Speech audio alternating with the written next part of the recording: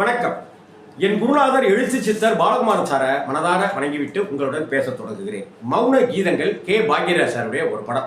ஒரு கதாபாத்திரம் எப்படி உருவாக்கணும் அப்படின்னு சொல்லிட்டு இருக்கேன் இல்லையா, அந்த கதாபாத்திரத்துக்கு துணை சேர்க்கிற கிளை கதாபாத்திரங்கள் படத்துக்கு ரொம்பவே முக்கியம்.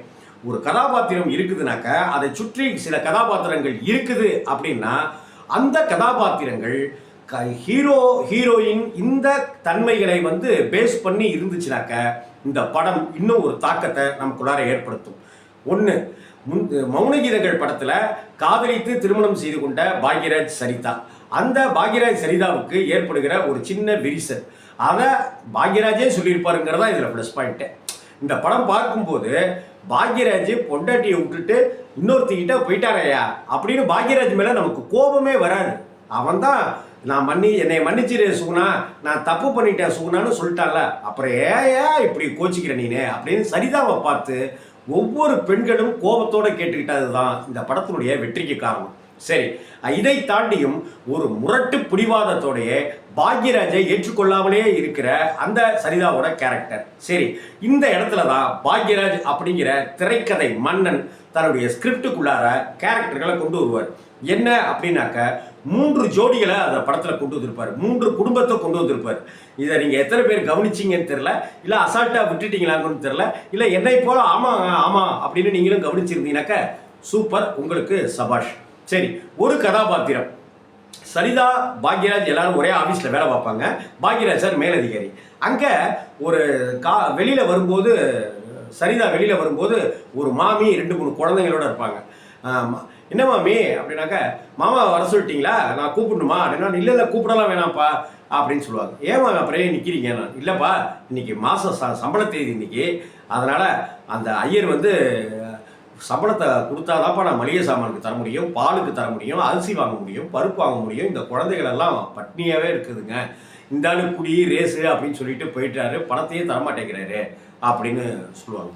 அதுக்கப்புறம் சாயந்தரம் டியூட்டி முடிஞ்சு வரும்போது, என்ன மாமி மாமாவை பார்த்துட்டிங்களா, ஐயரை பார்த்துட்டிங்களா அப்படின்னு சரிதா கேட்கும்போது, இல்லைப்பா இன்னும் வெளியிலேயே வரல அப்படின்னு உடனே ஒரு ஆஃபீஸில் வேலை செய்கிற ஒரு ஸ்டாஃப் கிட்ட, எங்கே ஐயர் எங்கன்னு, ஐயர் 4 மணிக்கே பர்மிஷன் போட்டு பின்னாடி சைக்கிள் ஸ்டாண்டு வழியாக அப்படியே போயிட்டாரு அப்படின்னு சொல்லுவாங்க.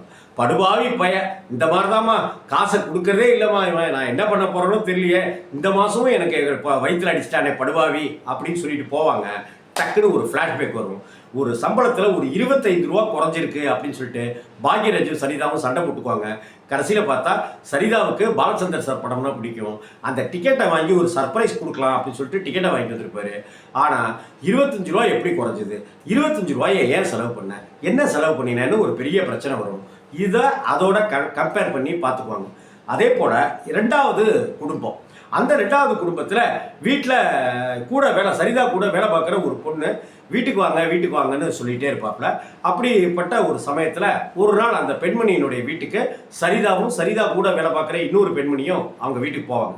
அப்படி போயிருக்கும் போது அங்கே அந்த பொண்ணு காஃபி, மிக்சரு, ஸ்வீட்டு அப்படின்ட்டுலாம் கொடுக்கறதுக்கு ஒரு பெண்மணி கொடுப்பாங்க. இது என் தங்கச்சி அப்படின்னு சொல்லிட்டு சொல்லுவாங்க. அப்படியா, ஆமாம் என் கூட தான் இருக்கா அப்படின்னு. தங்கச்சி கல்யாணம்லாம் பண்ணி கொடுக்கலையா, கல்யாணம் ஆயிடுச்சே அப்படின்னு அந்த ஃப்ரெண்டு, அந்த வீட்டுக்கு உரியவள் அவள் சொல்லுவோம். அப்படியா, ஆமாம் எங்கள் வீட்டுக்காரர் தான் என் தங்கச்சிக்கு வீட்டுக்காரரு அப்படின்னு சொல்லுவோம். அதிர்ச்சி ஆயிடும். என்னடி சொல்கிற? ஆமாண்டி, நான் பிரசவத்துக்கு இருக்கும்போது ஊருக்கு போனேன், அப்படி ஊருக்கு போனதுனால எங்கள் வீட்டுக்காரரை பார்த்துக்கிறதுக்கு ஆள் இல்லை, என் புருஷனை பார்த்துக்கடி அப்படின்னு சொன்னேன். இவ அக்கா பேச்சை சொல்லி தட்டாமல் கேட்குறவளாச்சா, என் புருஷனை பார்த்துக்கன்னு சொன்னேன், அவள் புருஷனை போலவே பார்த்துக்க ஆரம்பிச்சிட்டா. அதனால் அவங்க 2 பேருக்கும் ஒரு கசமுசாவாயிடுச்சு. வேற யாரோ ஒருத்தர் எனக்கு சக்கலத்தையாக வரத்துக்கு என் தங்கச்சியே சக்கலத்தையாக வந்தால் என்னப்ப அப்படின்னு சொல்லிட்டு நான் என் தங்கச்சியை ஏற்றுக்கிட்டேன். என் தங்கச்சி, நான், என் புருஷன் 3 பேருமே இந்த வீட்டில் வாழ்கிறோம் அப்படின்ற ஒரு விஷயம் அங்கே வைக்கப்படும். இதுவும் பாக்யராஜ் அப்படிங்கிற திரைக்கதை மன்னனுக்கு கிடைச்ச ஒரு வெற்றின்னு தான் சொல்லணும். என்னடா இது, தன்னை விட்டுட்டு தன்னுடைய தோழிகிட்ட ஸ்லிப் ஆகிட்ட கணவன் ஒரு குமுறிக்கிட்டே சொன்னான். ஆனால் நம்ம அதை அக்செப்ட் பண்ணிக்கல, விவாகரத்து வாங்கிட்டோம். ஆனால் இங்கே என்னடான்னா தான் புருஷன் தன் தங்கச்சியோட உறவு வச்சுருக்கான், அந்த தங்கச்சியவும் மனைவியாக ஏற்றுக்கிட்டு படுக்கையில் பங்கு கொடுத்துருக்கிறாளே அப்படிங்கிற ஒரு விஷயம் பொழேர்னு அறையும் சரிதாவுக்கு. இது 2 விஷயம் ஆச்சா. 3வதா ஒரு குடும்பம், அதுவும் சரிதாவுடைய ஆஃபீஸில் வேலை பார்க்குறவர். ஃபோன் வரும், ஐயோ என் லட்சுமி இறந்துட்டாலே அப்படின்னு சொல்லிட்டு கதறிட்டு போகும்போது இந்த ஆஃபீஸ் ஸ்டாஃபோட மனைவி இறந்துட்டாங்க அப்படின்னு உடனே பாக்யராஜ் சார் சொல்லுவார், நோட்டீஸ் போர்டில் போட்டுருங்க, யார் யாரெல்லாம் அந்த டெத்துக்கு போகணும்னு நினைக்கிறாங்களோ தாராளமாக போகலாம், பர்மிஷன் எல்லாருக்கும் கொடுத்துருங்க, லீவ் கொடுத்துருங்க அப்படின்னு சொல்லிட்டு பாக்யராஜ் சார் சொல்லுவார். அதன்படி சரிதாவோட தோழி, கல்லாப்பட்டி சிக்காரம் அப்படின்னு இருக்கிற ஸ்டாஃப் எல்லாருமே அந்த சாவுக்கு போவாங்க. அப்போ மனைவியை எரிவிட்டுவாங்க. ஐயோ லட்சுமி 10 வருஷம் என்னை இப்படி பார்த்துக்கிட்டே லட்சுமி, 10 வருஷம் என்னை எப்படி பார்த்துக்கிட்டே லட்சுமி, ஐயோ என்னை விடுங்க, நான் இப்போ லட்சுமி போகிற இடத்துக்கே போகிறேன் அப்படின்னு நெஞ்சில் அடிச்சுக்கிட்டு கதறி அழுவார். அப்போ சரிதா சொல்லுவா, பாருங்க பொண்டாட்டி மேலே எவ்வளவு பிரியம் இருக்குன்னு சொல்லிட்டு அப்படின்வாங்க.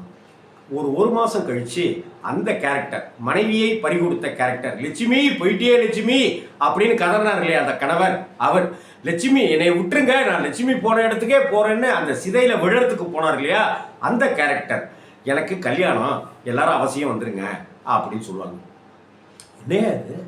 என்னக்கா போன மாதம் என்னடானாக்கா பொண்டாட்டி செத்துட்டா, நான் என்னை விடுங்க, நான் நெருப்புலேயே குதிக்கிறேன், நான் என்னை எப்படி பார்த்துக்கிட்டா அப்படின்ட்டுலாம் சொன்னவரை இப்போ அடுத்த கல்யாணம் பண்ணிக்கிறாரு அப்படின்னு.